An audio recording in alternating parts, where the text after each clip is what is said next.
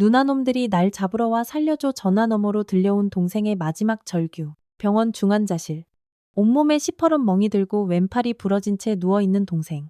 민호의 손을 잡은 유진의 눈에서 얼음장처럼 차가운 눈물이 주르륵 흘렀. 블라우스 아래 감춰진 총상 흉터. 그리고 굳게 담은 입술. 그녀는 이제 공무원도 교관도 아닌 오직 한 사람의 누나로서 피해 복수를 다짐한다. 여러분, 안녕하세요. 오늘도 찾아와 주셔서 감사합니다. 지금 어디서 이 이야기를 듣고 계신가요? 출퇴근길, 지하철, 아니면 편안한 집 소파에서인가요? 잠시 댓글로 알려주시고 좋아요와 구독 한 번씩 꾹 눌러주시면 정말 큰 힘이 됩니다. 오늘 이야기는 전직 특수요원 출신 한 여성이 학교폭력으로 쓰러진 남동생을 위해 벌이는 처절한 참교육과 정의 구현 이야기입니다. 서울의 짙은 어둠이 내린 밤하늘에 주룩주룩 비가 쏟아지고 있었습니다. 서유진은 아파트 창가에 기대어 바깥 풍경을 무심히 바라보고 있었습니다. 벽에 걸린 시계는 밤 11시를 가리켰습니다. 10년 동안의 특수임무 생활을 접고 1년 전부터 시작한 평범한 삶이 아직도 내 몸에 맞지 않는 옷처럼 낯설게만 느껴졌습니다. 그녀의 오른쪽 어깨와 왼쪽 가슴 아래에 남은 총상 흉터는 종종 비가 올 때면 욱신거렸습니다. 마치 잊지 말라는 듯이 과거의 삶을 그녀가 누구였는지를 똑똑히 새겨주려는 듯이 말이죠. 그때 유진의 휴대폰이 요란하게 울렸습니다. 발신자 표시는 내 동생 민호였습니다. 그녀의 17살배기 남동생이었죠. 이 시각은 분명 기숙사 점호 시간일 텐데 의아한 전화였습니다. 민호야, 왜 이렇게 늦게 전화했어? 지금 점호 시간 아니야. 그러나 전화 너머에서 들려온 것은 민호의 평소 쾌활한 목소리가 아니었습니다. 거친 숨소리와 떨리는 울음이 뒤섞인 다급한 소리였습니다. 누나. 민호의 목소리가 간신히 들렸습니다. 놈들이 나를 잡으러 와. 살려줘. 유진의 온몸에 소름이 쫙 돋았습니다. 그녀는 즉시 경계태세로 전환했습니다. 민호야. 정신 차려. 지금 어디야? 누가 널 쫓고 있어? 옥상. 화랑고등학교 기숙사 옥상이야. 놈들이 지금 올라오고 있어. 누나. 내가 못할 짓을 했나 봐. 그놈들의 비밀을 알아버렸어. 움직이지 마. 내가 지금 바로 갈게. 어떻게든 시간을 벌어. 알았지. 그때 전화 너머로 문이 쾅 하고 부서지는 소리가 들렸고 민호의 찢어지는 비명소리가 이어졌습니다. 그리고 전화는 뚝 끊겼습니다.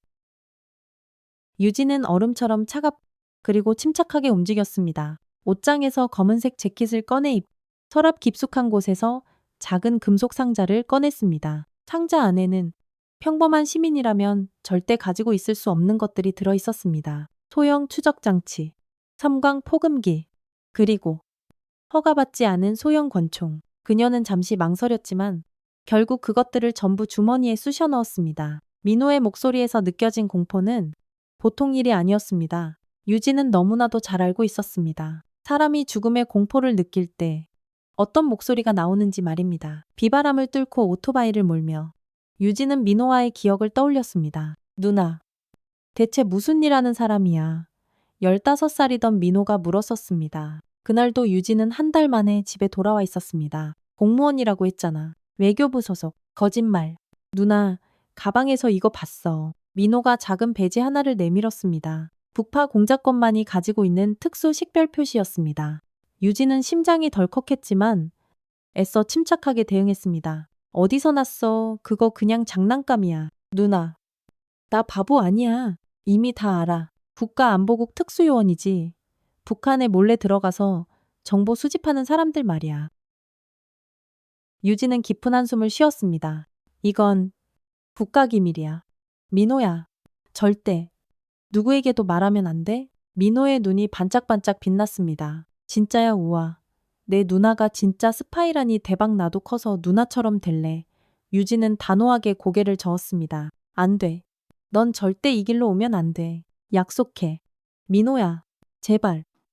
민호는 실망한 표정을 지었지만 그 약속은 오래가지 않았습니다. 1년 후 그는 화랑고등학교 입학시험에 떡하니 합격했습니다. 겉으로는 국제영재학교였지만 실제로는 미래의 정보요원과 외교관을 양성하는 비밀스러운 특별기관이었습니다. 민호야, 왜 그랬어? 누나랑 약속했잖아. 누나처럼 되고 싶었어. 나라를 지키는 사람, 영웅이 되고 싶었단 말이야. 유진의 눈에 눈물이 고였습니다. 영웅 같은 건 없어. 민호야. 그저 임무와 희생뿐이야. 화랑고등학교 앞에 도착했을 때 유진은 이미 무언가 크게 잘못되었음을 직감했습니다. 교문 앞에는 구급차와 경찰차가 번쩍이고 있었고 교직원들이 분주하게 움직이고 있었습니다. 유진은 재빨리 오토바이에서 내려 그들에게 달려갔습니다. 무슨 일이에요? 제 동생 서민호가 여기 학생이에요. 한 교사가 그녀를 안타깝게 바라보았습니다. 혹시 서유진 씨 되십니까?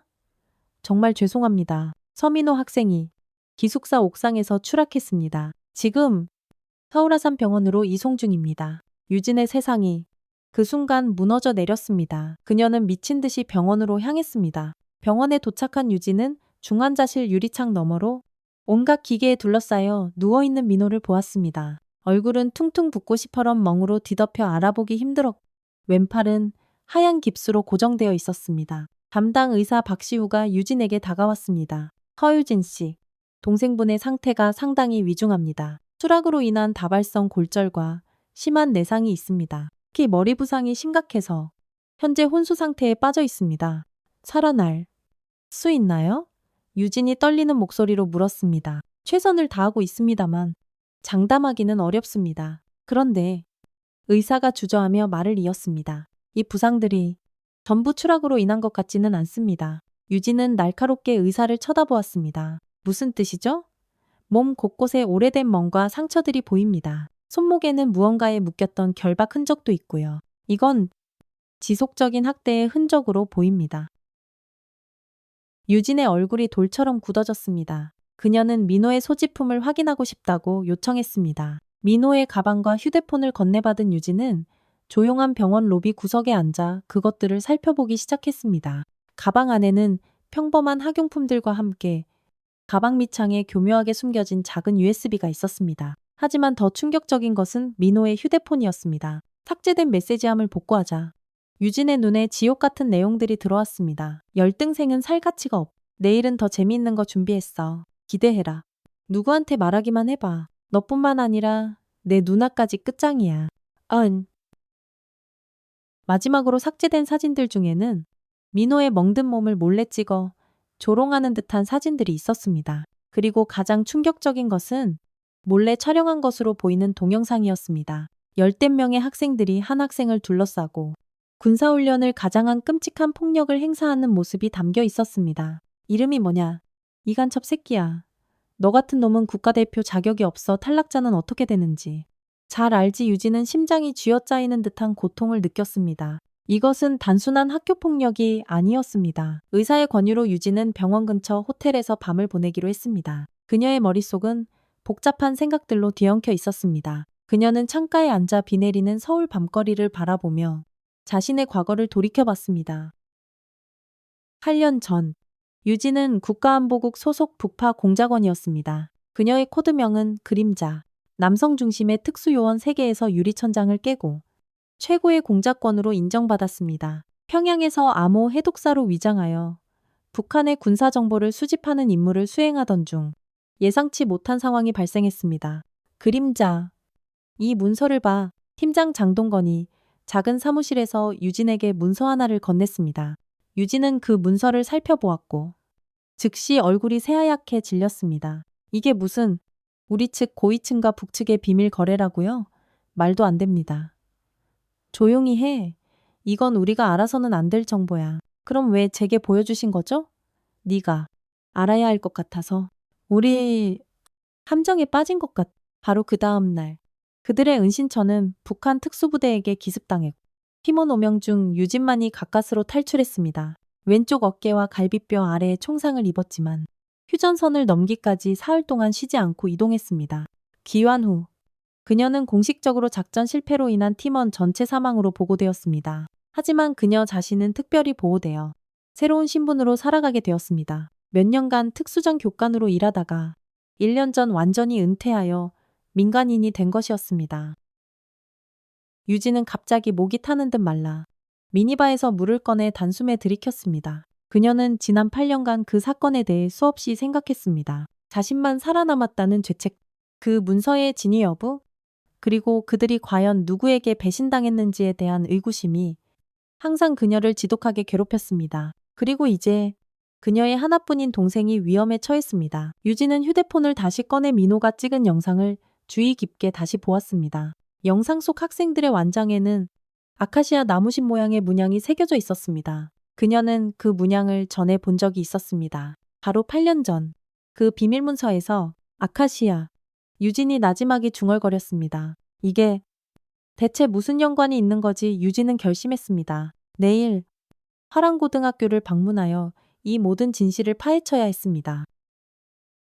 다음 날 아침, 유진은 화랑고등학교를 찾았습니다. 교문에 도착하자 비상 상황 때문인지 보안이 한층 강화되어 있었습니다. 하지만 유진은 민호의 보호자로서 쉽게 출입 허가를 받을 수 있었습니다. 학교는 웅장했습니다. 근대적인 건축물 속에 전통 한옥의 요소를 가미한 디자인으로 마치 작은 대학 캠퍼스 같았습니다. 학생들은 모두 단정한 검은색 교복을 입고 있었고 군대처럼 칼같이 정돈된 분위기가 느껴졌습니다. 유진은 안내를 받아 교장실로 향했습니다. 교장 이강민은 60대 초반에 매처럼 날카로운 눈빛을 가진 남성이었습니다. 그의 사무실 벽면에는 세계 각국의 지도와 여러 정부 기관에서 받은 표창장들이 빼곡히 걸려 있었습니다. 서유진 씨, 만나서 반갑습니다. 이강민이 손을 내밀었습니다. 민호 학생의 사고에 대해 진심으로 유감을 표합니다. 유진은 형식적인 인사를 나눈 후 바로 본론으로 들어갔습니다. 제 동생이 왜 옥상에서 뛰어내렸습니까? 이강민은 잠시 침묵했다가 책상 서랍에서 파일 하나를 꺼냈습니다. 서민호 학생은 학업 성적은 우수했지만 최근 심리평가에서 극심한 불안 증세가 발견되었습니다. 상담교사의 보고에 따르면 과도한 경쟁 스트레스와 학교 적응에 문제가 있었다고 합니다. 자살 시도라고 결론 내리신 거군요. 유진이 얼음처럼 차갑게 말했습니다. 안타깝지만 모든 정황이 그것을 가리키고 있습니다. 사실 이런 경우가 저희 같은 특수교육 환경에서는 간혹 발생합니다. 모든 학생이 이 강도 높은 훈련을 견뎌낼 수 있는 것은 아니니까요. 유진은 무표정하게 민호의 휴대폰을 꺼내 그 지옥 같은 메시지들을 보여주었습니다. 이것은 단순한 스트레스의 문제가 아니라 명백한 학교폭력의 증거로 보이는데요. 이강민의 표정이 미묘하게 변했습니다. 그런 메시지들은 아시겠지만 10대들 사이에서 흔히 있는 장난일 수 있습니다. 우리 학교는 학교폭력제로 정책을 시행하고 있으며 정기적인 점검을 통해 그럼 이건 어떻습니까?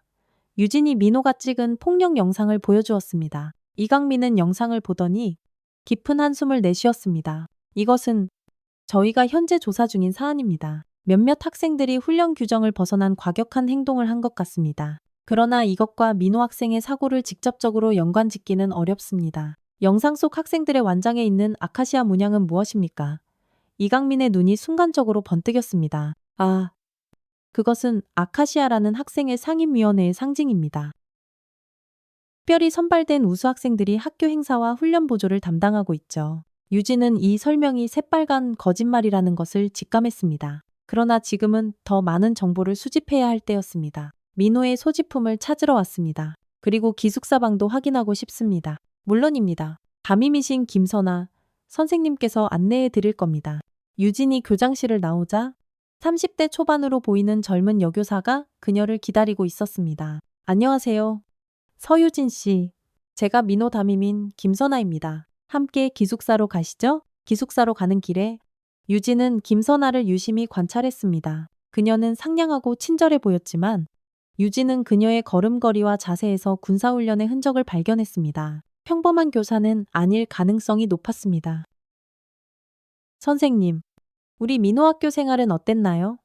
민호는 매우 똑똑하고 성실한 학생이었습니다. 특히 암호학과 언어 분야에서 특출난 재능을 보였죠. 하지만 최근에는 조금 위축된 모습을 보이긴 했습니다. 그 이유를 아시나요? 김선아가 주저하는 듯 했습니다. 정확히는 모르지만 상급생들과의 관계가 좋지 않았던 것 같습니다. 특히 조인성 학생과요. 조인성이요, 누굽니까? 3학년 학생회장입니다. 대단히 우수한 학생이지만 좀 엄격한 면이 있죠. 그들이 기숙사에 도착했을 때 유진은 주변을 세심히 살폈습니다. 복도마다 설치된 감시 카메라, 출입구의 생체 인식 시스템, 그리고 곳곳에 배치된 경비원들. 이곳은 학교라기보다 군사시설에 가까웠습니다. 민호의 방은 2인실이었지만 룸메이트는 없었습니다. 방은 먼지 한 톨 없이 완벽하게 정돈되어 있었습니다. 너무나도 완벽하게 유진은 이것이 지극히 부자연스럽다고 느꼈습니다. 마치 누군가 의도적으로 청소한 것처럼. 민호 개인 물품은 어디 있나요? 김선아는 책상 서랍을 가리켰습니다. 그곳에는 몇 권의 교과서와 간단한 세면도구만 덩그러니 놓여 있었습니다. 노트북이나 태블릿 같은 건요. 학교에서 지급한 태블릿은 아마 사고 당시 소지하고 있었을 겁니다. 개인 전자기기는 반입이 허용되지 않습니다. 유진은 방안을 매 눈으로 꼼꼼히 살폈습니다. 그리고 침대 프레임 아래쪽에서 아주 작은 흠집을 발견했습니다. 손톱으로 살짝 당겨보자 작은 비밀 공간이 드러났습니다. 그 안에는 얇은 노트 한 권이 숨겨져 있었습니다. 유진은 아무도 모르게 노트를 재빨리 주머니에 넣었습니다. 더 궁금한 점 있으신가요? 김선아가 물었습니다. 옥상으로 안내해 주시겠어요? 사고 현장을 직접 보고 싶습니다. 김선아는 주저하는 듯 했지만 결국 동의했습니다. 옥상은 굳게 잠겨 있었고 경찰의 폴리스 라인이 붙어 있었습니다. 김선아는 교직원 카드로 문을 열었습니다. 유진은 옥상을 세심히 조사했습니다. 우선 가장 중요한 점은 옥상 난간이 성인 허리보다 높다는 것이었습니다. 자살을 막기 위한 설계였. 민호가 스스로 뛰어내리려면 상당한 노력이 필요했을 것입니다. 그녀는 난간 근처에서 작은 혈흔과 찢어진 옷 조각을 발견했습니다. 그리고 더 중요한 것은 옥상 문 근처에 감시 카메라가 박살나 있다는 사실이었습니다. 이 카메라는 언제부터 고장나 있었나요? 김선아는 당황한 듯 했습니다. 그건 잘 확인해 보겠습니다. 유진은 눈에 띄지 않게 혈흔 샘플을 채취했습니다. 그리고 옥상 구석에 버려진 담배꽁초 몇 개도 집어작은 증거 봉투에 넣었습니다. 학교를 떠나기 전 유진은 민호의 담임이 아닌 다른 교사들도 만나보려 했지만 갑자기 학교 전체에 비상벨이 요란하게 울리기 시작했습니다. 죄송합니다. 유진 씨, 이건 훈련 알람입니다. 모든 외부인은 즉시 학교를 떠나셔야 합니다. 김선아가 단호하게 말했습니다. 유진은 어쩔 수 없이 학교를 떠났지만 교문을 나서는 순간 한 학생이 그녀와 일부러 부딪혔습니다. 죄송합니다. 학생이 허리를 숙이며 사과했습니다. 유진이 괜찮다고 대답하려는 순간 학생이 그녀의 손에 작은 종이 쪽지를 잽싸게 쥐어주었습니다. 그리고는 순식간에 인파 속으로 사라졌습니다. 차 안에서 유진은 쪽지를 펼쳐 읽었습니다. 서유진 선배님. 제 이름은 박보영입니다. 민호 오빠 친구예요. 드릴 말씀이 있어요. 오늘 밤 10시 학교 뒤 별밤 카페에서 만나요. 조심하세요. 아울루. 유진은 우선 병원으로 돌아가 민호의 상태를 확인했습니다. 변화는 없었지만 담당 의사는 그의 뇌파에서 아주 약간의 활동이 감지되었다며 희망적인 소식을 전해주었습니다. 병원을 나와 조용한 카페에 앉은 유진은 민호의 방에서 찾아낸 숨겨진 노트를 검토했습니다. 노트에는 알아볼 수 없는 암호화된 메모들이 가득했습니다. 하지만 유진은 특수훈련을 받은 경험 덕분에 그 암호들을 해독할 수 있었습니다. 민호의 메모는 상상 이상으로 충격적인 내용들이었습니다. 9월 15일, 오늘 우연히 아카시아 멤버들의 비밀 미팅을 목격했다. 그들은 단순한 군사훈련을 넘어선 무언가 끔찍한 일을 계획하고 있다. 9월 20일, 교관실 컴퓨터를 몰래 해킹해 확인했다. 아카시아는 단순한 학생 단체가 아니다. 국가안보국과 직접 연결된 비밀 프로그램인 것 같다. 9월 25일, 조인성이 나를 의심하기 시작했다. 내가 무언가 알고 있다고 생각하는 듯하다. 위험하다. 10월 1일, 아카시아 멤버들이 특별 임무에 투입되었다는 소문이 있다. 실제 작전에 학생들을 활용한다면 이건 명백한 불법이 아닌가. 10월 5일, 누나에게 알려야 할지 너무 고민된다. 하지만 그녀를 위험에 빠뜨리고 싶지는 않다. 마지막 메모는 바로 어제 날짜였습니다. 10월 10일. 결정적 증거를 찾았. USB에 전부 복사해 두었. 이건 단순한 학교 폭력이 아니라 거대한 국가적 음모다. 이제는 누나에게 연락해야만 한다. 하우쇼. 유진은 가슴이 철렁 내려앉는 것을 느꼈습니다. 민호가 위험에 처한 것은 단순한 학교 폭력 때문이 아니었습니다. 그는 너무나도 위험한 비밀을 발견해버린 것이었습니다.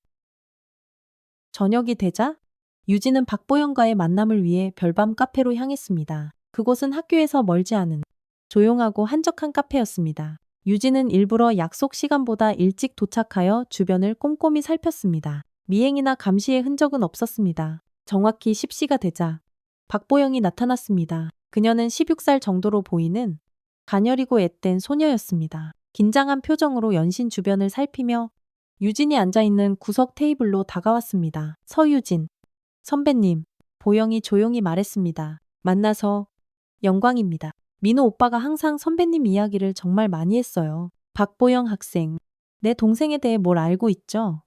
보영은 주변을 다시 한번 확인하고는 작은 목소리로 속삭였습니다. 민호 오빠가 사고를 당한 건 자살이 아니에요. 그를 옥상으로 끌고 간 건 아카시아 멤버들이었어요. 유진의 눈이 칼날처럼 날카로워졌습니다. 아카시아에 대해 더 자세히 말해줄 수 있나요? 보영은 깊은 숨을 한번 들이마셨습니다. 아카시아는 화랑고등학교 내의 비밀 엘리트 조직이에요. 매년 각 학년에서 가장 우수한 학생 3명씩 총 9명으로 구성되죠. 그들은 특별 훈련을 받고 엄청난 특권을 누려요. 하지만 최근 몇 년간 그들의 활동이 완전히 달라졌어요. 어떻게 달라졌죠? 그들은 더 이상 단순한 학생 리더가 아니에요. 실제 비밀 임무를 수행하고 있어요. 국내는 물론이고 해외에서도요. 처음에는 단순한 정보 수집 임무였지만 이제는 보영이 말을 멈추고 떨리는 목소리로 계속했습니다. 이제는 폭력적인 임무도 서슴지 않는다고 해요. 그걸 어떻게 알았죠?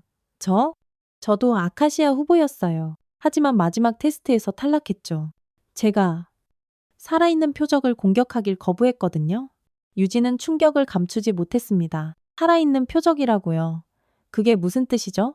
최종 테스트는 북한에서 넘어온 탈북자 중에 이중 스파이로 의심되는 사람을 직접 신문하는 거였어요. 실제 사람을요. 저는 그걸 곧바로 탈락 처리됐죠.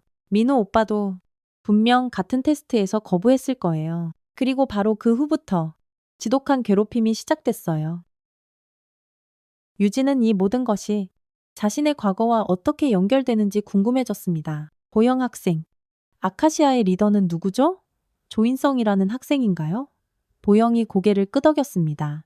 네, 그가 올해 리더예요. 하지만 진짜 권력은 이강민 교장 선생님과 몇몇 교관들에게 있어요. 특히 최민수 교관이요. 최민수 교관.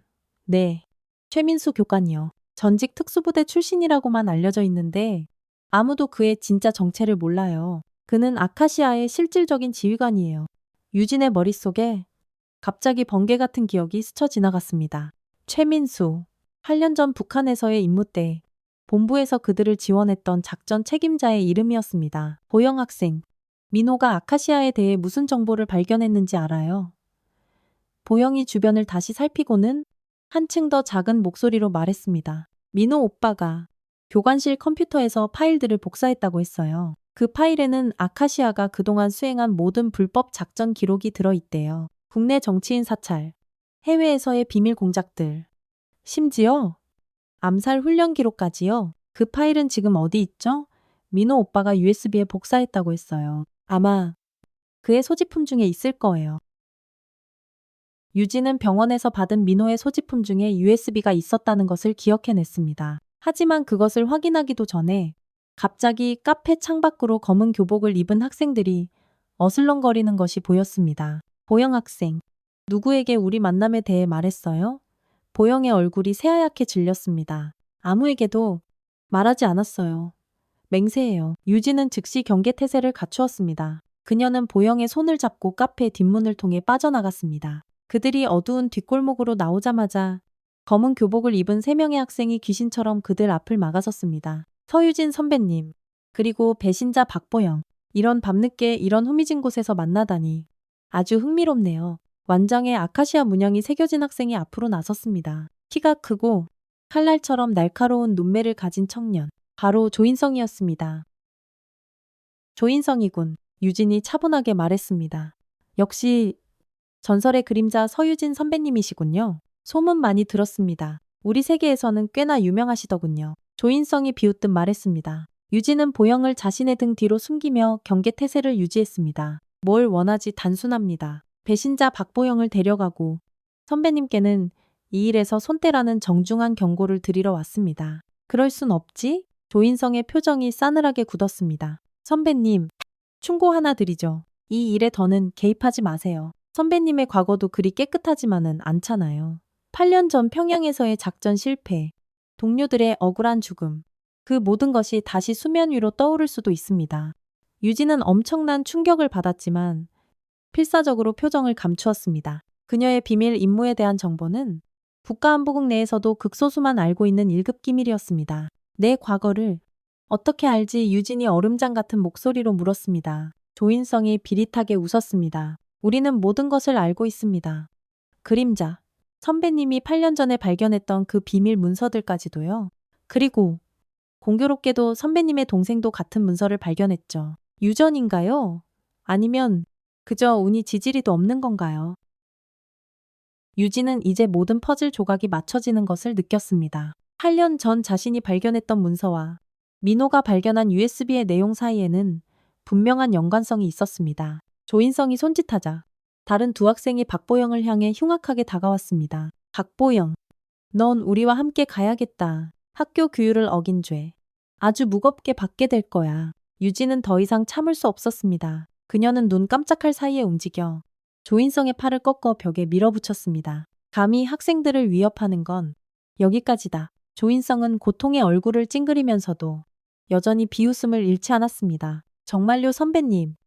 우리가 얼마나 지독한 훈련을 받았는지 아직 모르시는군요. 그 순간 유진은 등 뒤에서 날아오는 날카로운 움직임을 감지했습니다. 그녀는 반사적으로 몸을 비틀어 피했고 한 학생의 발차기가 허공을 갈랐습니다. 오랜 특수훈련 경험으로 유진은 3명의 학생을 상대하는 것이 어렵지 않았습니다. 하지만 그들이 단순한 학생들이 아니라는 것도 금방 알게 되었습니다. 그들의 움직임은 어지간한 전문요원 수준을 뛰어넘고 있었습니다. 짧지만 격렬한 교전 끝에 유진은 세 학생 모두를 제압했습니다.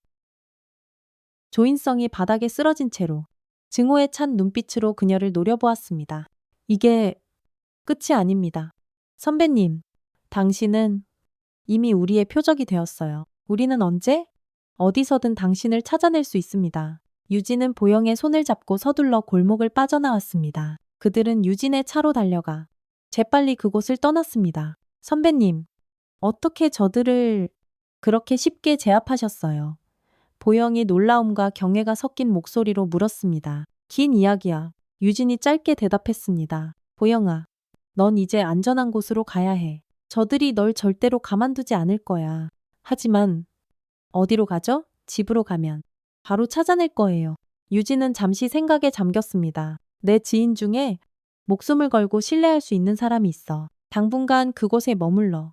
유진은 과거 북파 공작원 시절 동료였던 강동원에게 연락했습니다. 그는 현재 사설 보안회사를 운영하고 있어 안전한 은신처를 제공할 수 있었습니다. 보영을 안전하게 보낸 후 유진은 병원으로 돌아가 민호의 상태를 다시 확인했습니다. 그리고 그녀는 민호의 소지품에서 찾은 USB를 자세히 조사하기로 결심했습니다. 유진은 안전한 장소에서 USB의 내용을 확인했습니다. 그 안에는 그녀의 예상을 뛰어넘는 충격적인 문서들이 들어있었습니다.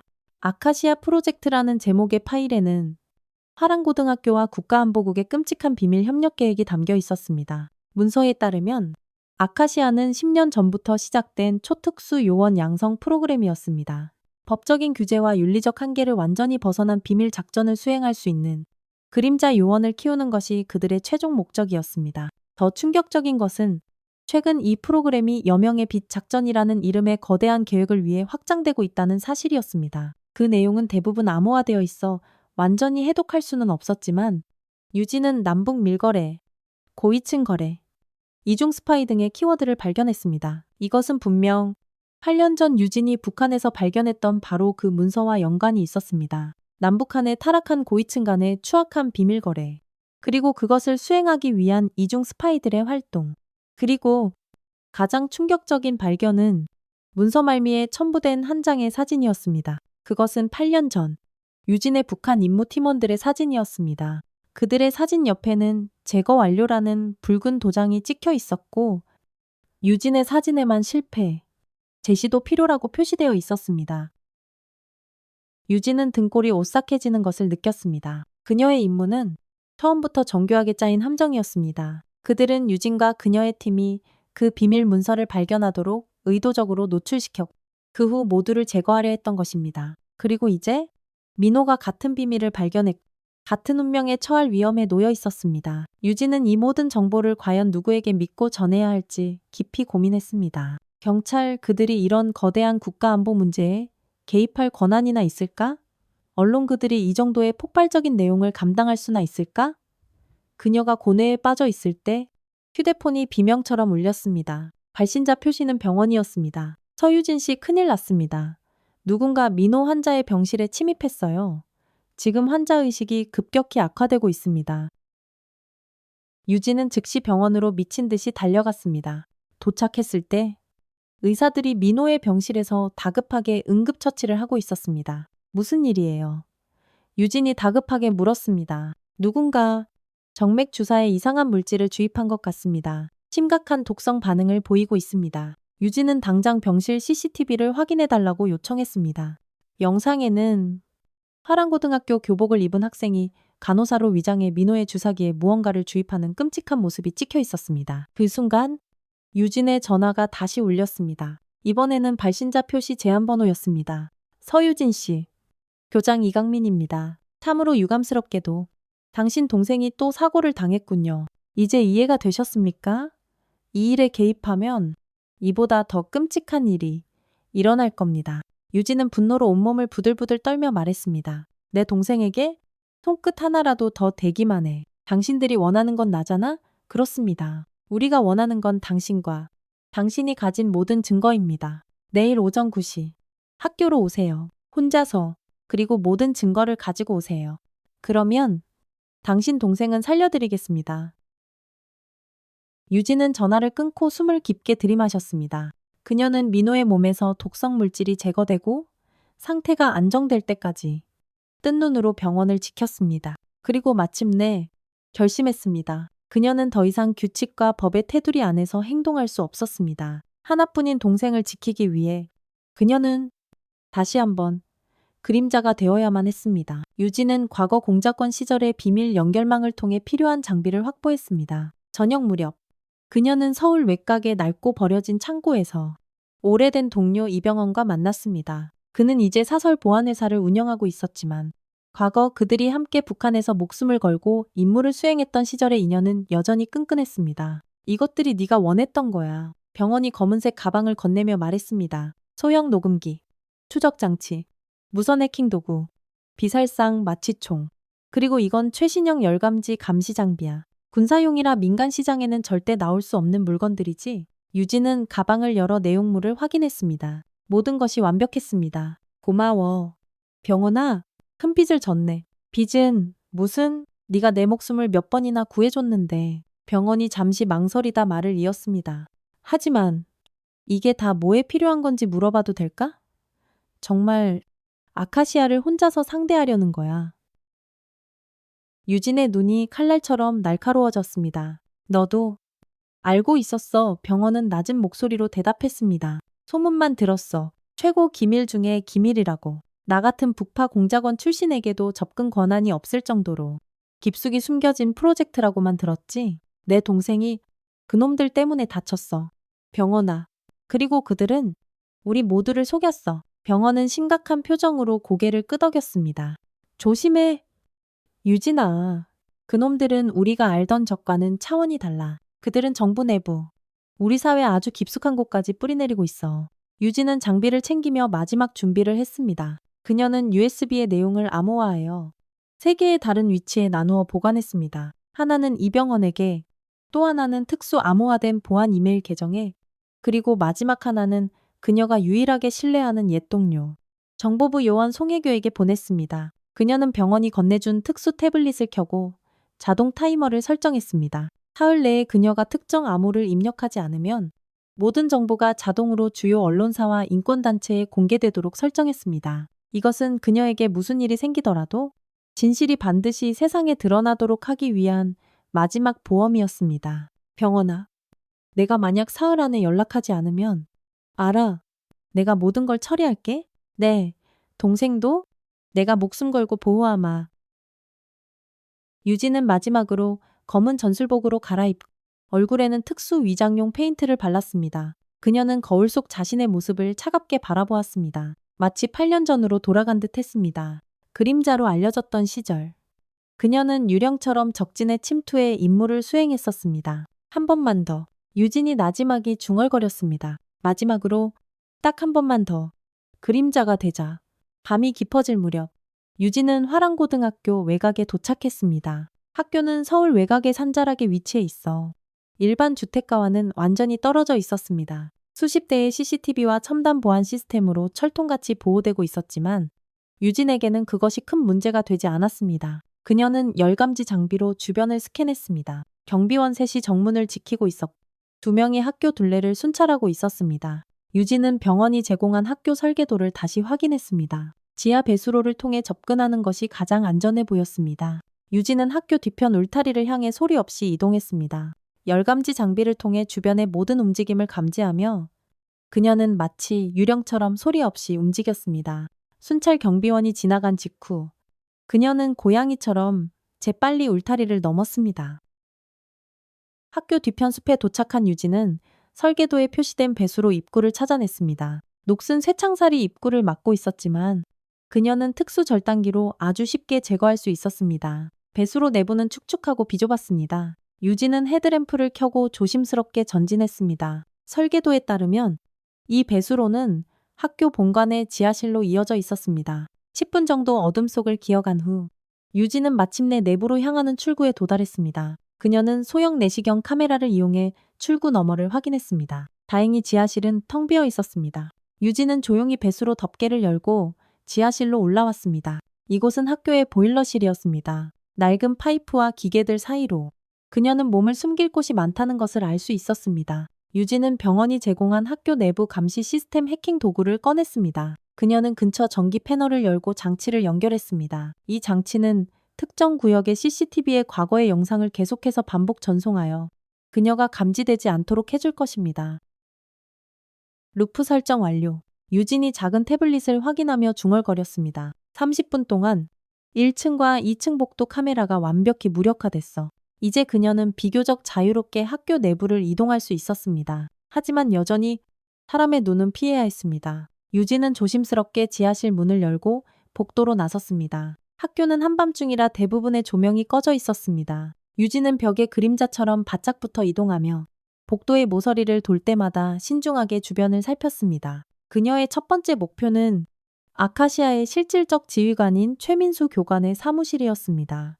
철저한 사전조사 덕분에 유진은 그의 사무실이 2층 동쪽 끝에 있다는 것을 알고 있었습니다. 그녀는 계단을 통해 소리 없이 2층으로 올라갔습니다. 복도를 지나던 중 순간 등골이 서늘해지며 발자국 소리가 들렸습니다. 유진은 재빨리 근처 교실 문을 열고 안으로 몸을 숨겼습니다. 문틈으로 밖을 살피자 한 경비원이 손전등을 들고 복도를 천천히 지나가고 있었습니다. 그녀는 숨을 죽이고 기다렸습니다.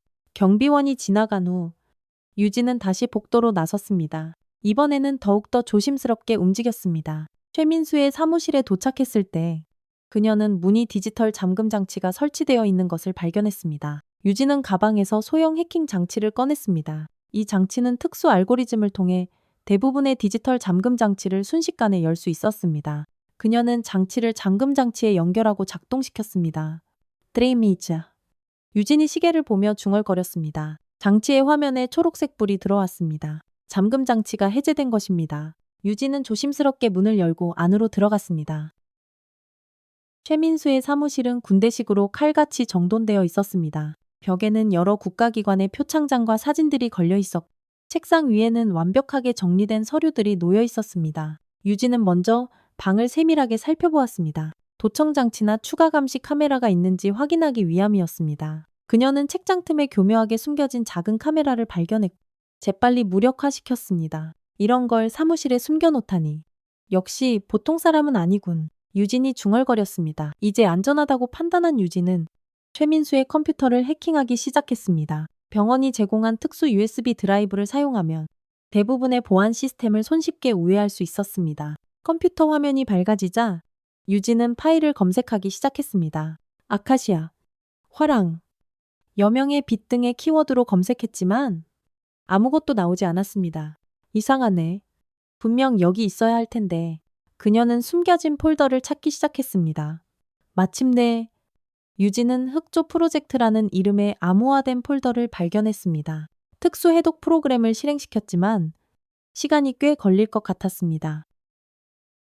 기다리는 동안 유진은 최민수의 책상 서랍들을 조사하기 시작했습니다. 대부분은 평범한 서류들이었지만 마지막 서랍은 굳게 잠겨 있었습니다. 유진은 작은 금속 도구로 잠금 장치를 조심스럽게 따려고 했습니다. 바로 그 순간 복도에서 또다시 발자국 소리가 들려왔습니다. 유진은 즉시 동작을 멈추고 귀를 기울였습니다. 누군가가 이쪽 사무실로 정확히 오고 있었습니다. 유진은 재빨리 컴퓨터 화면을 끄고 책상 밑으로 몸을 숨겼습니다. 발자국 소리가 점점 가까워졌고 마침내 사무실 문 앞에서 멈췄습니다. 문손잡이가 돌아갔지만 유진이 안에서 잠가둔 상태였기 때문에 열리지 않았습니다. 밖에서 누군가가 열쇠로 문을 열려고 시도하는 소리가 들렸습니다.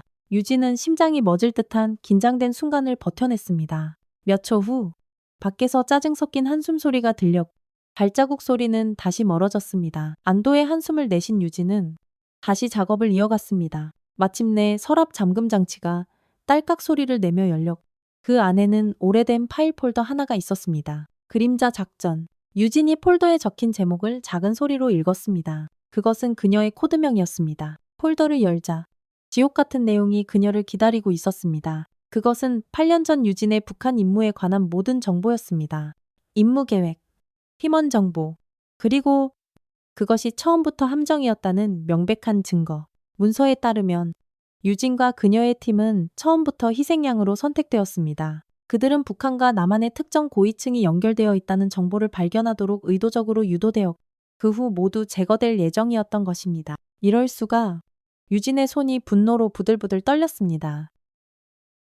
그때 컴퓨터 화면이 깜빡였습니다. 해독 프로그램이 성공적으로 흑조 프로젝트 폴더를 연 것입니다. 유진은 재빨리 컴퓨터로 돌아가 내용을 확인했습니다. 그곳에는 상상을 초월하는 더욱 충격적인 정보들이 담겨 있었습니다. 아카시아는 단순한 학생 조직이 아니라 여명의 빛 작전이라는 대규모 계획의 일부였습니다. 남북한의 부패한 고위층이 비밀리에 협약하여 양측의 특정 인물들을 제거하고 자신들의 입맛에 맞는 새로운 통합 정부를 수립하려는 끔찍한 계획이었습니다. 더 놀라운 것은 민호가 화랑고등학교에 입학한 것도 우연이 아니라는 사실이었습니다. 문서에 따르면 그들은 의도적으로 민호를 선발했고 그를 통해 유진을 감시하고 있었던 것입니다. 유진이 과거의 기억을 되찾고 진실에 접근할 경우를 대비한 일종의 보험 정책이었습니다. 유진은 모든 파일을 USB 드라이브에 복사하기 시작했습니다. 그녀의 손은 여전히 분노와 충격으로 심하게 떨리고 있었습니다. 복사가 완료되기를 기다리는 동안 유진은 복도 건너편의 어두운 교실에서 희미한 빛이 새어나오는 것을 발견했습니다. 조심스럽게 사무실을 나와 그쪽으로 향했습니다. 복도를 유령처럼 조용히 이동하던 유진은 소리가 나는 교실로 다가갔습니다. 문틈 사이로 안을 들여다보니 조인성과 몇몇 아카시아 멤버들이 모여 있었습니다. 그들은 무언가 아주 심각한 대화를 나누고 있었습니다. 여명의 빛 작전은 예정대로 진행된다. 우리의 역할은 목표물들을 감시하고 필요시 제거하는 것이다. 조인성이 말했습니다. 하지만 그건 너무 위험하지 않아. 우린 아직 학생이라고 다른 학생이 불안해하며 물었습니다. 우린 학생이 아니야. 우린 아카시아다. 국가의 필요에 따라 행동하는 특수요원이지. 조인성이 얼음장처럼 차갑게 대답했습니다. 이번 임무만 성공하면 우린 정식 요원으로 인정받게 될 거야. 한 여학생이 들뜬 목소리로 말했습니다. 하지만 서유진이 학교에 와서 조사하고 있어. 그녀가 진실을 알아내면 어떡해. 조인성이 비릿하게 웃었습니다. 걱정 마. 우리에겐 그녀의 가장 치명적인 아킬레스건이 있잖아. 그녀의 동생.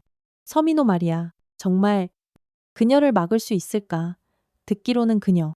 전설적인 요원이었다던데 다른 학생이 물었습니다. 괜찮아. 조인성이 자신만만하게 말했습니다. 우리도 그녀만큼, 아니 그 이상으로 훈련받았어. 게다가 여명의 빛 작전은 바로 내일 시작. 그때면 이미 모든 게 늦었을 거야.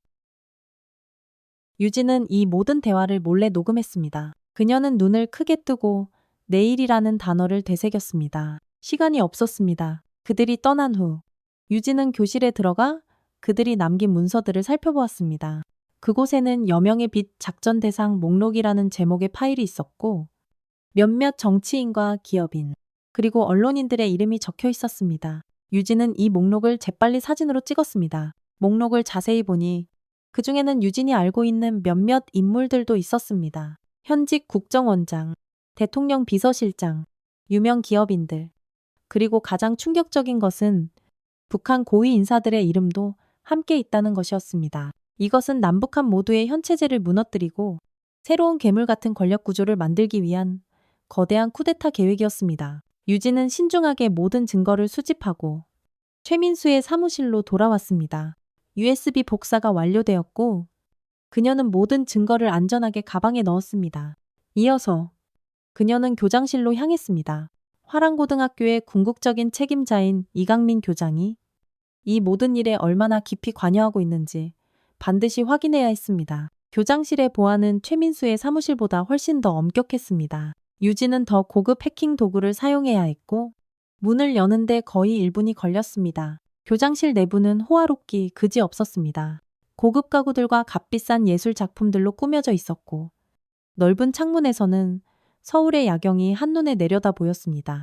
유진은 먼저 교장의 컴퓨터를 확인했지만 놀랍게도 완전히 비어 있었습니다.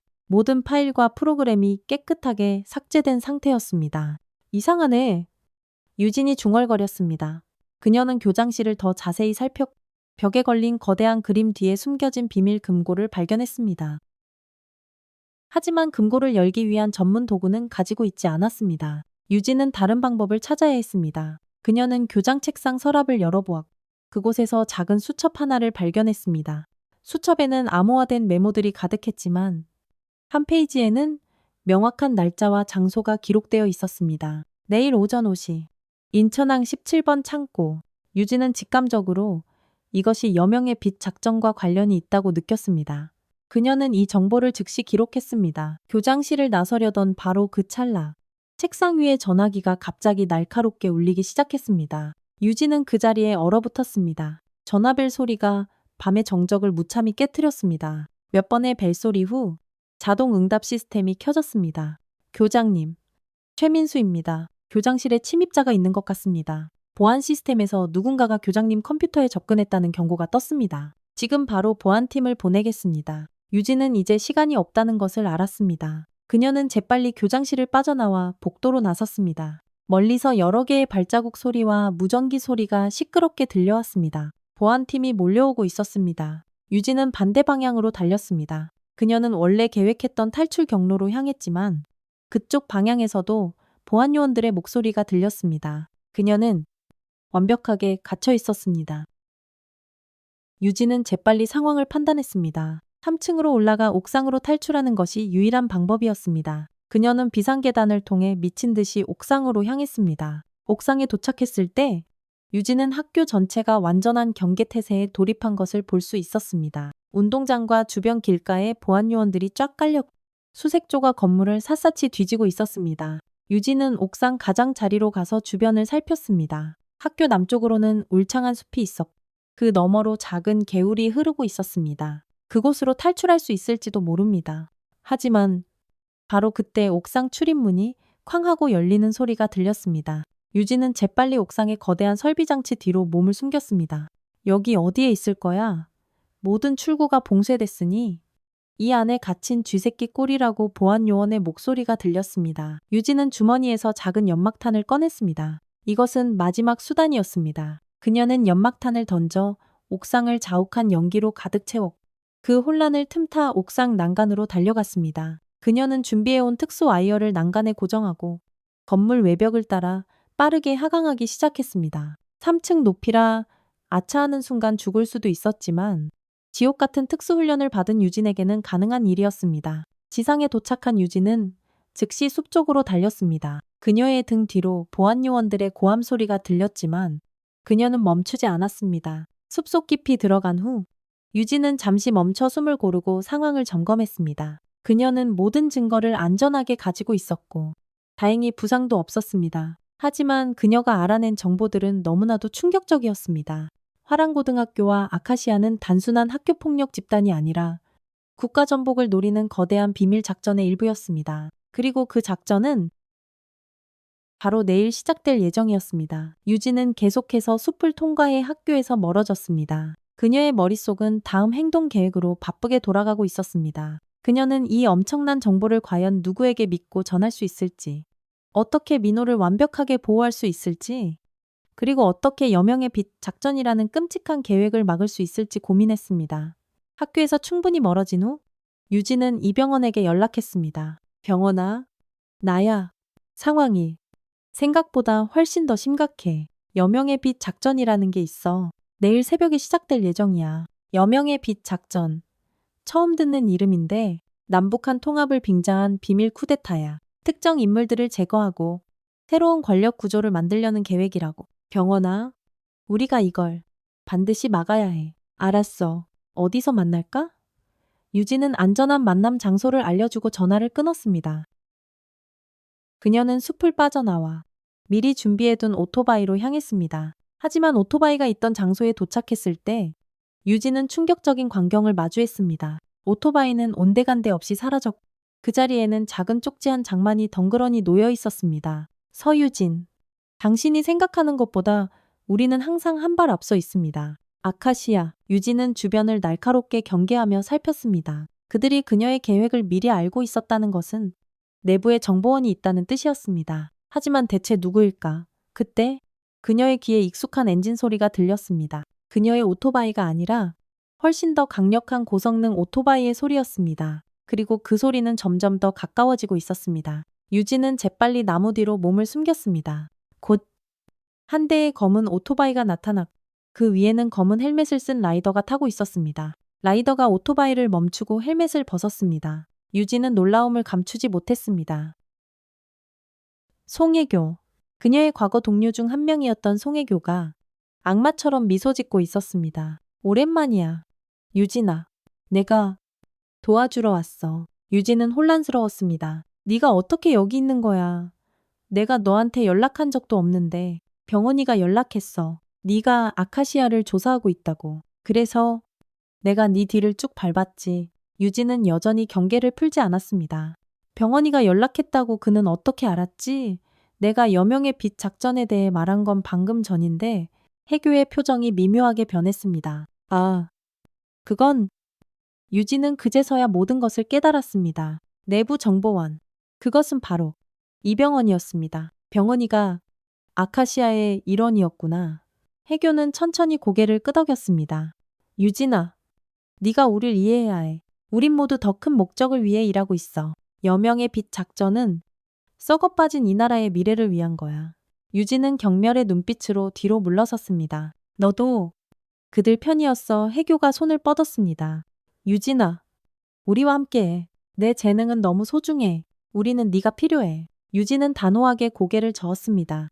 난 결코 무고한 사람들을 해치는 일에 두 번 다시 가담하지 않아. 해교의 표정이 싸늘하게 굳었습니다. 그럼 어쩔 수 없네? 선택권은 없는 걸로. 해교가 재킷 안에서 무언가를 꺼내려 할 때 유진은 이미 행동으로 옮기고 있었습니다. 그녀는 주머니에서 작은 장치를 꺼냈습니다. 섬광 포금기였습니다. 펑하는 굉음과 함께 강렬한 빛과 소음이 숲속을 가득 채웠고 해교는 일시적으로 시각과 청각을 잃었습니다. 유진은 그 혼란을 틈타 해교의 오토바이를 탈취했습니다. 유진은 오토바이를 타고 미친 듯이 도시로 향했습니다. 그녀는 이제 모든 계획을 수정해야 했습니다. 이병헌과 송혜교가 배신자라면 그녀가 믿을 수 있는 사람은 이제 아무도 없었습니다. 그녀는 마지막 희망으로 옛 상관이었던 한석규 부장을 떠올렸습니다. 그가 여전히 신뢰할 수 있는 사람인지는 알 수 없었지만 이제 다른 선택지가 없었습니다. 다정이 넘은 시각. 유진은 한석규의 개인 사무실이 있는 건물에 도착했습니다. 그곳은 한강 근처의 호화로운 고급 오피스 빌딩이었습니다. 유진이 사무실에 도착했을 때 한석규는 이미 누군가와 대화 중이었습니다. 그녀는 조심스럽게 문 밖에서 그들의 대화를 엿들었습니다. 모든 준비가 완료되었습니다.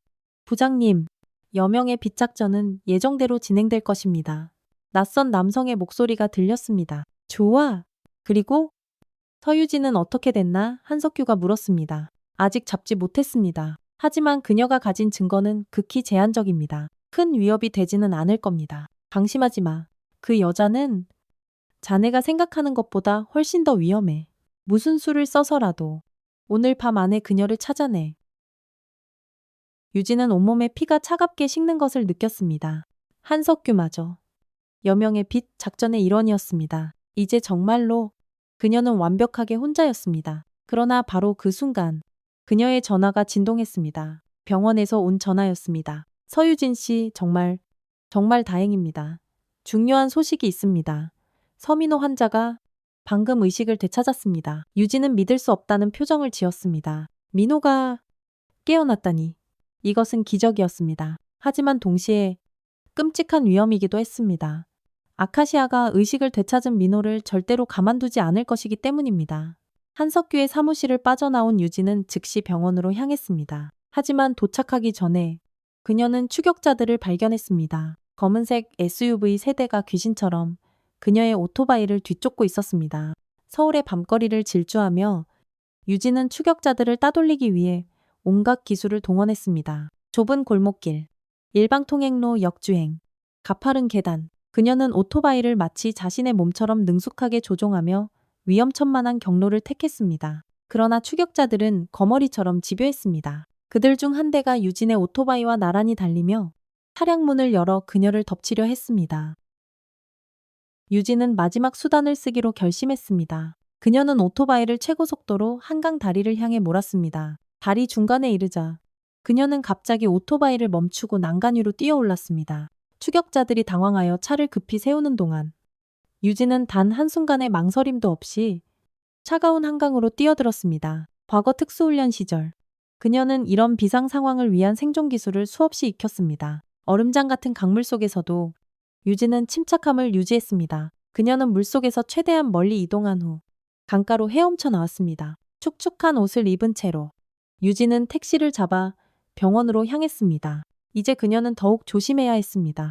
아카시아와 여명의 빛 작전의 주모자들은 그녀의 모든 행동을 예측하고 덫을 놓고 있을 것입니다. 병원에 도착한 유진은 후문을 통해 건물 안으로 잠입했습니다. 민호의 병실로 가는 길. 그녀는 병원 복도에서 익숙한 얼굴을 발견했습니다. 한석규와 그의 부하들이 이미 병원에 도착해 있었습니다. 그들은 민호의 병실 앞을 철통같이 지키고 있었습니다. 유진은 화재 경보를 작동시키는 위험한 계획을 세웠습니다. 경보가 요란하게 울리자 병원 전체는 아수라장이 되었고 의료진과 환자들이 비상구로 대피하기 시작했습니다. 이 혼란 속에서 유진은 의사 가운을 훔쳐 입고 민호의 병실로 향했습니다. 병실 앞에 도착했을 때 한석규의 부하 중 한 명이 그녀를 발견했습니다. 거기 누구야? 그가 소리쳤습니다. 유진은 더 이상 숨을 수 없다는 것을 깨달았습니다. 그녀는 마지막 선택을 해야 했습니다. 싸울 것인가? 아니면 항복할 것인가? 그 순간 한석규가 직접 모습을 드러냈습니다. 서유진.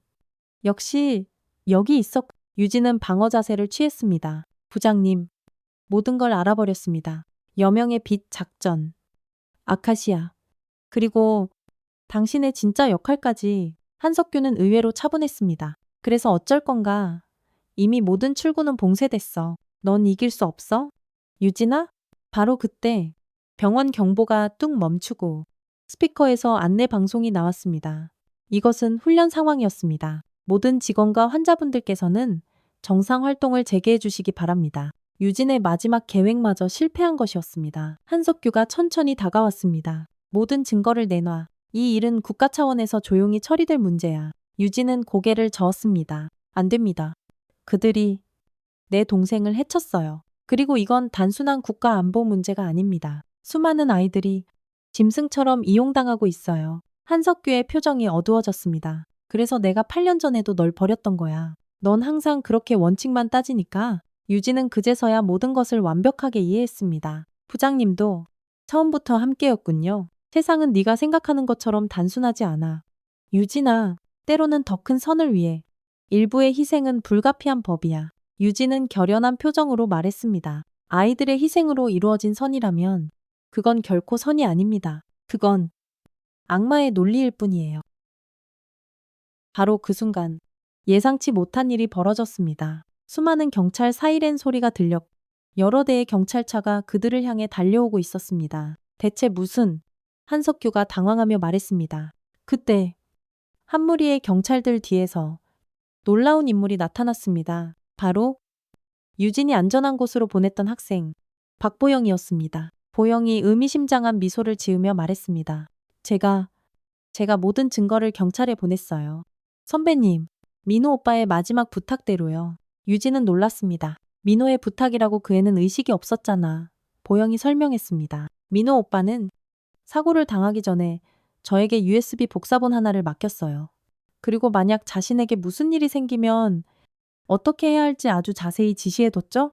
유진은 혼란스러웠지만 경찰의 갑작스러운 도착으로 한석규와 그의 부하들은 잠시 물러설 수밖에 없었습니다. 유진은 그 혼란을 틈타 보영과 함께 병원 안으로 달려갔습니다. 민호의 병실에 도착했을 때 그는 창백하지만 분명히 미소 짓고 있었습니다.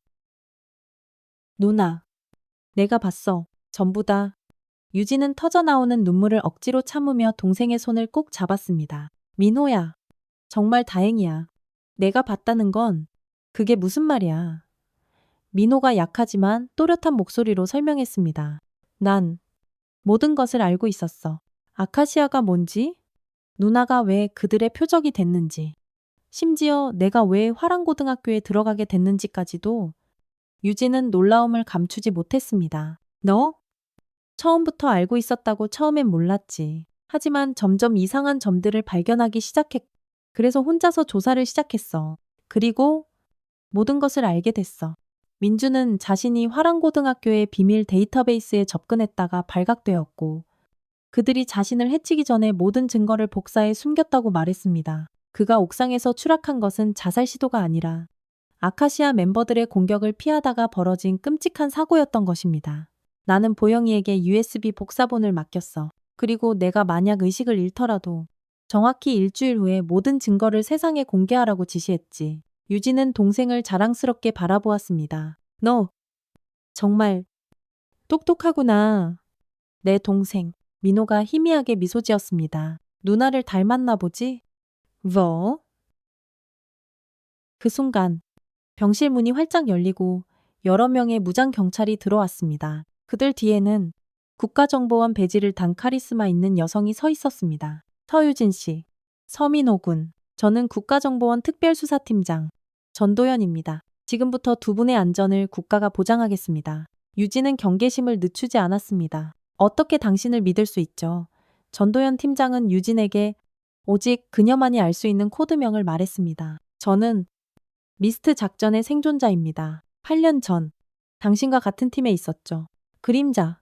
유진은 믿을 수 없다는 표정을 지었습니다. 하지만 모두 사망했다고 보고됐는데 당신은 대체 누구죠? 저는 당시 통신 담당이었던 김혜수입니다. 저도 당신처럼 가까스로 탈출해 다른 신분으로 살아왔습니다. 그리고 이 거대한 음모의 진실을 파헤치기 위해 국정원 내부에서 비밀리에 수사를 진행해 왔습니다. 유진은 혼란스러웠지만 김혜수가 알려준 세부 사항들은 오직 당시 팀원만이 알 수 있는 것들이었습니다. 혜수, 정말 너였어. 네. 유진 언니, 언니가 결코 혼자가 아니었다는 걸 알려주고 싶었어요. 김혜수는 설명을 이어갔습니다. 우리는 몇 달 전부터 여명의 빛작전에 대한 첩보를 입수하고 비밀리에 수사를 진행해 왔습니다. 그리고 마침내 오늘 충분한 증거를 확보했습니다. 지금 이 순간 전국에서 아카시아 관련자들을 체포하는 작전이 동시에 진행 중입니다. 그때 병실 텔레비전에서 긴급 속보가 터져 나왔습니다. 화랑고등학교 관계자들과 국가안보국 고위 인사들의 대대적인 체포 소식이었습니다. 국가전복음모, 남북비밀 공작, 미성년자 불법 동원 등의 끔찍한 키워드가 뉴스 화면을 가득 채우고 있었습니다. 유진은 안도의 한숨을 내쉬었습니다. 하지만 그녀의 직감은 여전히 무언가 아직 끝나지 않았다고 경고하고 있었습니다. 전도연 팀장님, 한 가지만 묻겠습니다. 여명의 빛 작전의 진짜 목적은 무엇이었나요? 전도연의 표정이 어두워졌습니다. 남북한의 썩은 고위층 간의 비밀 통합 계획이었습니다. 하지만 그건 평화 통일이 아니라 양측의 기득권 세력이 자신들의 권력을 그대로 유지한 채 더 큰 괴물이 되어 통합하는 끔찍한 계획이었죠. 그 과정에서 수많은 무고한 사람들이 장애물로 분류되어 제거될 예정이었습니다. 유진이 고개를 끄덕였습니다. 그래서 그들이 어린 학생들을 살인병기로 훈련시켰군요. 법적 책임이 적은 미성년자들을 이용해서 맞습니다. 이것은 단순한 학교 폭력이 아니라 용서받을 수 없는 국가적 차원의 범죄였습니다. 그리고 이제 모든 것이 끝났습니다. 그러나 바로 그 순간 유진은 박보영의 표정이 미묘하게 변하는 것을 눈치챘습니다. 그녀는 병실 구석에 서서 손을 주머니에 넣은 채 극도로 긴장한 모습이었습니다. 유진은 즉시 경계태세를 갖추었습니다. 보영아, 괜찮아? 바로 그때 보영은 갑자기 주머니에서 작은 권총을 꺼냈습니다. 그리고 전도연 팀장을 향해 정확히 겨누었습니다. 움직이지 마세요. 모두가 충격에 빠졌습니다. 경찰들이 반사적으로 무기를 꺼내려 했지만 보영이 날카롭게 소리쳤습니다. 한 발짝이라도 움직이면 이 버튼을 누를 거예요. 이건 강력한 독가스가 담긴 주사기예요. 이게 터지면 이 방 안에 있는 사람 전부 다 죽어요. 유진은 믿을 수 없다는 표정으로 보영을 바라보았습니다. 보영아, 너는 대체 누구야? 보영의 눈에 얼음장처럼 차가운 빛이 돌았습니다. 저는 아카시아의 마지막 세대입니다. 우리는 이런 최악의 상황에 대비해 훈련받았어요. 전도연 팀장이 침착하게 물었습니다. 무엇을 원하나 간단해요. 지금 당장 모든 체포 작전을 중단하고 확보한 모든 증거를 파기하세요. 그렇지 않으면 보영이 총구를 민호를 향해 겨누었습니다. 유진은 침착하게 천천히 말했습니다. 보영아, 잘 생각해봐. 네가 지금 하려는 일이 서유진 선배님, 당신은 우리를 이해하지 못해요. 우리는 단순한 학생이 아니에요. 우리는 더 큰 목적을 위해 선택받고 훈련받았어요. 새로운 통일 한국을 위해서 유진은 천천히 한 걸음씩 보영에게 다가갔습니다. 나도 알아. 보영아, 나도 한때 너와 똑같은 믿음으로 살았어. 국가를 위해, 더 큰 목적을 위해 내 모든 것을 희생할 수 있다고 믿었지? 하지만 그 목적이 정말 옳은 건지 단 한 번이라도 의심해 본 적 있어. 보영의 손이 미세하게 떨렸습니다. 의심하면 안 돼요. 의심은 약함이에요. 아니?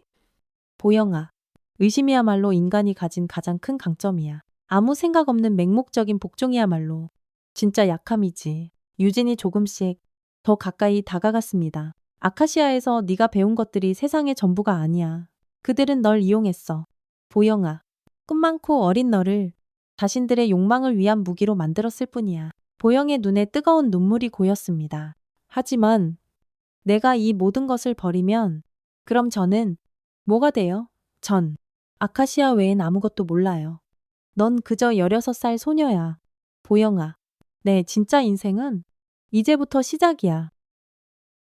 진짜 너 자신을 찾을 시간이 아직 충분히 있어. 보영의 손이 더 심하게 떨렸습니다. 그리고 마침내 그녀는 힘없이 무기를 바닥에 떨어뜨렸습니다. 정말 미안해요. 전도연의 팀이 재빨리 보영을 안전하게 제압했습니다. 유진은 보영에게 다가가 떨고 있는 그녀를 따뜻하게 안아주었습니다. 괜찮아. 보영아, 이제 다 끝났어. 다음 몇 주 동안 아카시아 스캔들은 대한민국 전체를 뒤흔들었습니다. 국정원의 대대적인 수사로 수백 명의 관련자들이 체포되었고 화랑고등학교는 즉시 폐쇄되었습니다. 최민수와 한석규를 비롯한 음모의 주모자들은 국가전복 시도 혐의로 무기징역을 선고받았습니다. 유진과 민호는 중요 증인으로서 보호 프로그램에 들어갔지만 그들은 언론과의 인터뷰에 용감하게 응했습니다. 이건 단순한 학교 폭력이 아니었습니다. 유진이 인터뷰에서 힘주어 말했습니다. 이건 시스템적인 폭력이었습니다. 권력을 가진 어른들이 아이들을 이용해서 자신들의 더러운 일을 처리하도록 만든 용서받을 수 없는 범죄입니다. 우리는 이런 일이 다시는 이 땅에서 발생하지 않도록 두 눈 부릅뜨고 감시해야 합니다. 민호의 회복은 기적처럼 빨랐습니다. 한 달 후, 그는 이미 정상적인 생활을 할 수 있을 만큼 완벽하게 회복되었습니다. 그는 새로운 고등학교로 전학했고 평범한 학생으로서의 삶을 다시 시작했습니다. 유진은 국정원 특별수사팀의 제안을 받아들여 학교폭력과 아동착취 범죄를 전문으로 다루는 특별수사관이 되었습니다. 그녀의 특별한 경험과 기술은 이제 가장 약한 자들을 보호하는 데 쓰이게 되었습니다. 아카시아의 피해자였던 학생들을 위한 대규모 지원 프로그램도 마련되었습니다. 보영을 포함한 많은 학생들이 심리치료와 교육 지원을 받으며 새로운 삶을 시작할 기회를 얻었습니다. 보영은 특별히 유진의 보호 아래 새로운 삶을 조심스럽게 시작했습니다. 유진과 김혜수는 8년 전 억울하게 희생된 동료들을 위한 작은 추모식을 열었습니다. 그들의 희생이 마침내 정의로운 결과를 가져왔다는 사실에 두 사람은 서로를 위로하며 눈물을 흘렸습니다. 1년 후 유진과 민호는 아카시아의 아이들이라는 이름의 지원단체를 설립했습니다. 이 단체는 학교폭력 피해자들과 불법적인 훈련으로 고통받은 아이들을 지원하는 목적으로 만들어졌습니다. 설립 기념식에서 민호는 많은 사람들 앞에서 감동적인 연설을 했습니다. 우리는 모두 시스템의 피해자였습니다. 어떤 이들은 가해자였지만 사실 그들 역시 더 큰 시스템의 또 다른 피해자였죠. 하지만 우리는 이제 더 이상 침묵하지 않습니다. 우리의 목소리가 바로 정의가 될 것입니다. 유진은 어느새 훌쩍 자란 동생을 자랑스럽게 바라보았습니다. 그는 이제 더 이상 보호받아야 할 어린 동생이 아니라 용기 있는 진실의 목소리가 되어 있었습니다. 하지만 이야기는 여기서 끝나지 않았습니다. 설립 기념식을 마치고 집으로 돌아온 유진은 익명의 메시지 한 통을 받았습니다. 아카시아는 하나의 학교에만 있지 않습니다. 우리는 어디에나 있습니다. 조심하세요. 그림자. 하지만 이번에는 우리가 당신 편에 서겠습니다. 메시지 아래에는 또 다른 비밀 학교의 위치와 상세한 정보가 첨부되어 있었습니다. 유진은 곧바로 김혜수에게 전화를 걸었습니다. 혜수야, 우리의 싸움은 아직 끝나지 않았어. 김혜수는 잠시 침묵했다가 결연한 목소리로 대답했습니다. 알고 있어. 언니, 나도 이번엔 끝까지 함께하겠어. 유진은 창밖의 서울 야경을 바라보며 희미하게 미소 지었습니다. 그녀는 더 이상 두렵지 않았습니다. 이제 그녀에게는 진실이라는 세상에서 가장 강력한 무기가 있었으니까요. 그리고 무엇보다 그녀는 더 이상 혼자가 아니었습니다. 학교 폭력은 단순히 아이들 사이의 문제가 아닐지도 모릅니다. 때로는 거대한 시스템 자체가 아이들을 이용하고 해치는 끔찍한 도구가 될 수 있습니다. 침묵 속에서 고통받는 아이들의 작은 신호에 우리는 귀를 기울여야 합니다. 어쩌면 여러분 주변에도 또 다른 민호 같은 아이가 있을지 모릅니다. 당신의 용기 있는 한마디가 한 생명을 구할 수 있고 나아가 이 세상을 바꿀 수 있습니다. 오늘 이야기가 여러분의 마음에 깊이 와 닿으셨다면 댓글로 여러분의 소중한 생각을 나눠주세요.